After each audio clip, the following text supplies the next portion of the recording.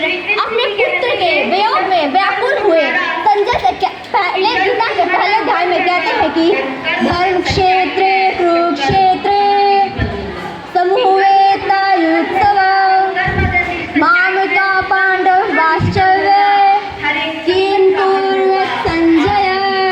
कि हे संजय, मुझे बताओ कि युद्ध की इच्छा से एकत्रित हुए मेरे और पांडव के पुत्र क्या कर रहे हैं। दोस्तों, क्या कारण है कि महाभारत का युद्ध कुरुक्षेत्र में ही हुआ? क्यों श्री कृष्ण ने भगवत गीता को महाभारत के युद्ध से पहले ही अर्जुन को दिया? दोस्तों, कारण है जब इंसान मोह माया धन दौलत के लालच के जाल में फंसकर अपना विनाश कर लेता है और अपने मार्ग से भटक जाता है, तो उस सर्वनाश से मनुष्य को बचाने के लिए श्री कृष्ण ने यह 5000 साल पहले इस भगवत गीता का दिव्य ज्ञान दिया। और दोस्तों, मन तो सभी के पास होता है, किंतु मनोबल हमें सिर्फ भगवत गीता से ही मिलता है। मन में एक धारणा होनी चाहिए कि अंतिम जीत होगी मेरी, अंतिम जीत होगी मेरी, यह निश्चित परिणाम है।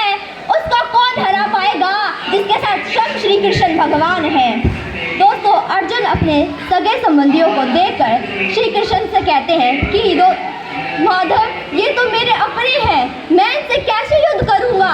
तो श्री कृष्ण से कहते हैं कि माधव, मुझे कौन इस पाप कर्म पर लगा रहा है, मेरा ये कोई पाप कर्म करने का कोई इच्छा नहीं है, मुझे कोई बलपूर्वक इस कार्य पे लगा रहा है।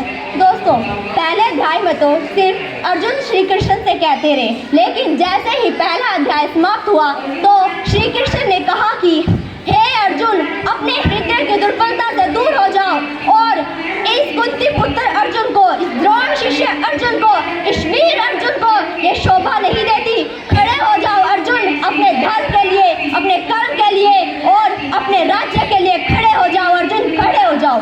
दोस्तों, क्यों श्री कृष्ण ने अर्जुन के हर एक प्रश्न का उत्तर दिया? क्यों श्री कृष्ण ने अर्जुन के हर एक प्रश्न का उत्तर देते गए?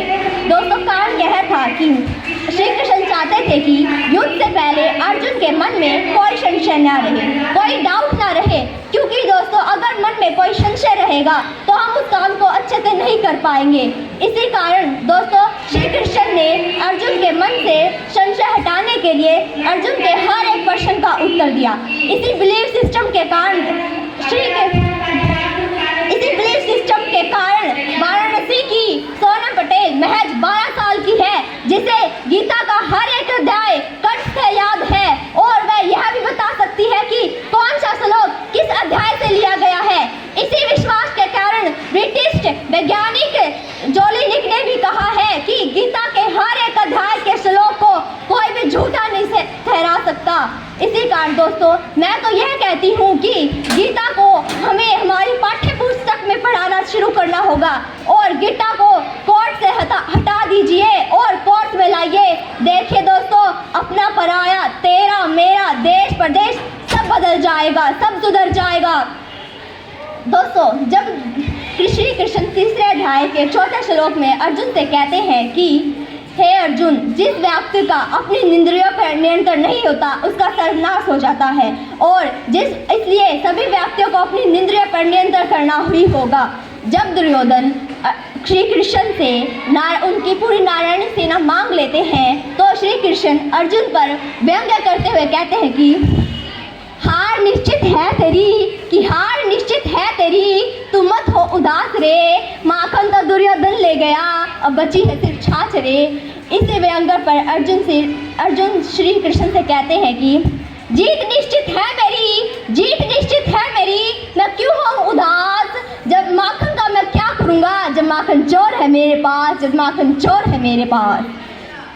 दोस्तों, मैं अपनी वाणी को विराम देना चाहूँगी और अंत में यही कहना चाहूँगी कि बिन जले भभूत नहीं, बिन जले भभूत नहीं और बिन जले अनुभूति नहीं, बिन जले अनुभूति नहीं।